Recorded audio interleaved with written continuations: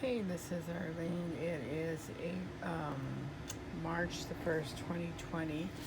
And I'm doing this video because somebody came into my apartment.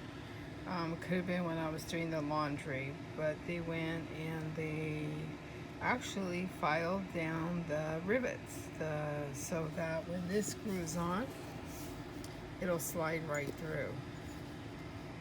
And that's what they did. See how it's pushed out?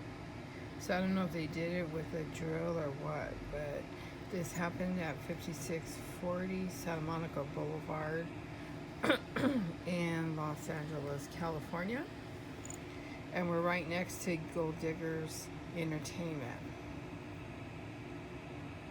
So this is an apartment tenant or somebody that has maintenance skills.